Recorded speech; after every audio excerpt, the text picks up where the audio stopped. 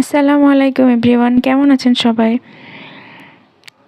সবাইকে শুভেচ্ছা জানিয়ে আবারও চলে আসলাম আপনাদের মাঝে নতুন একটা রেসিপি নিয়ে। আজকে তৈরি করে দেখাবো মজাদার বেগুন ভর্তা। শীতে আমরা সবাই কম বেশি ভর্তা খেতে পছন্দ করি। খুব সহজে এই ভর্তাটা আমরা তৈরি করে নিতে পারবো। চলুন তাহলে রেসিপিতে যাওয়া যাক। প্রথমে আমি একটা বেগুন, বড় সাইজের বেগুন, যেভাবে আমরা বেগুন ভাজি করি সেভাবে কেটে নিয়েছি। পুরুত্বটা আমি দেখিয়ে দিলাম। দিয়ে আমি লবণ, হলুদ ও মরিচের গুঁড়া দিয়ে ভালোভাবে মাখিয়ে নিব। যেভাবে আমরা বেগুন ভাজি করি, বেগুনের চপ ভাজি, সেভাবে আমি মাখিয়ে নিব।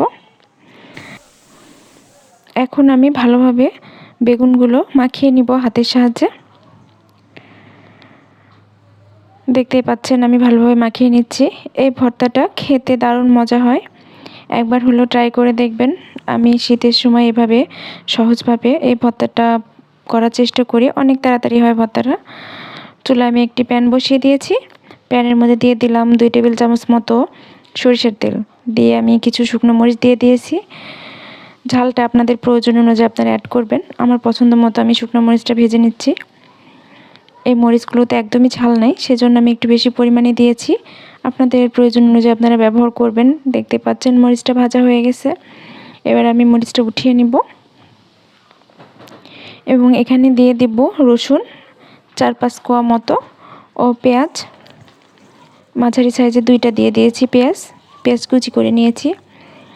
এরপরে আমি এখানে অ্যাড করব চিংড়ি মাছ, কুচো চিংড়ি দিয়ে আমি ভালো মতো ভেজে নেব। এখানে আমি একটু লবণ অ্যাড করব, যেহেতু চিংড়ি মাছটা দিয়েছি সেজন্য আমি অল্প একটু পরিমাণ 1/2 চামচ মতো লবণ অ্যাড করেছি।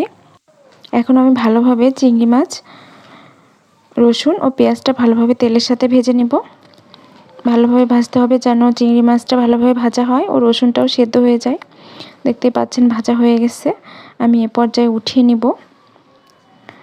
সবগুলো মিশ্রণ উঠানোর পরে আমি এখানে দিয়ে দেব আবারও 2 টেবিল চামচ মতো সরিষার তেল এবং সেখানে যে হলুদ, লবণ ও মরিচের গুঁড়া দিয়ে বেগুনটা মাখিয়ে রেখেছিলাম সেই বেগুনটা দিয়ে দেব।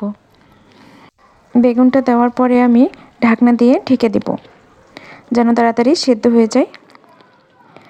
এবং 2 থেকে 3 মিনিট পর আমি ঢাকনাটা উঠিয়ে বেগুনটা একটু উল্টিয়ে দেব। এর মধ্যে এক পাশটা সুন্দরভাবে হয়ে গেছে, আর এক পাশটাও আমি উল্টিয়ে আবারও 3 মিনিট মতো ভেজে নেব। দেখতে পাচ্ছেন আমি উল্টিয়ে দিচ্ছি। উল্টে পাল্টে আমি ভালোভাবে ভেজে নেব বেগুনটা, যেন ভিতরে পানিটা না থাকে। আবারও আমি এ পর্যায়ে ঢেকে দেব 3 মিনিটের জন্য। চুলার আঁচটা এ পর্যায়ে মাঝারি থাকবে। 3 মিনিট পর আবারও দেখতেই পাচ্ছেন বেগুনটা অনেক সুন্দরভাবে সেদ্ধ হয়ে গেছে, আমি একটু দেখিয়ে দিলাম। এবার আমি উঠিয়ে নিব।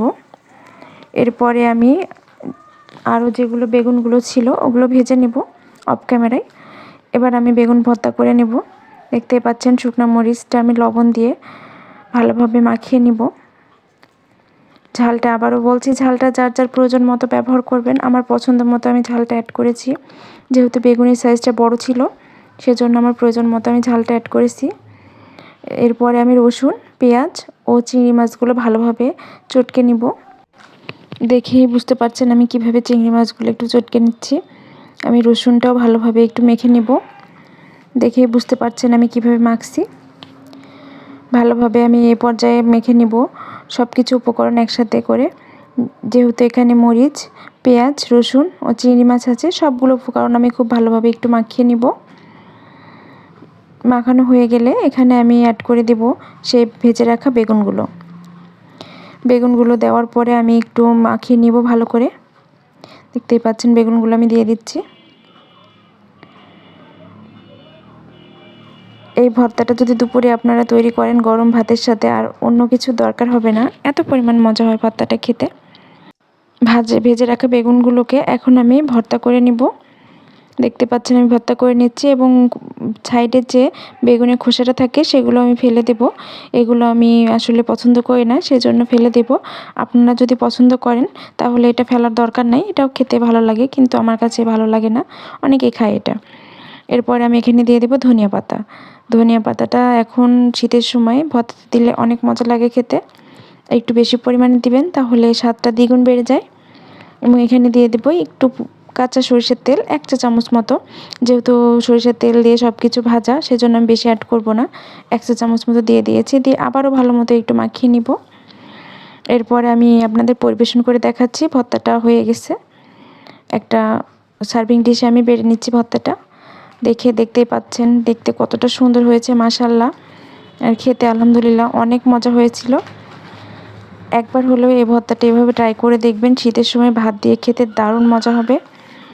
আশা করছি অনেক সহজভাবে রেসিপিটা আপনাদের দেখানোর চেষ্টা করেছি। সবাই ভালো থাকবেন, আল্লাহ হাফেজ।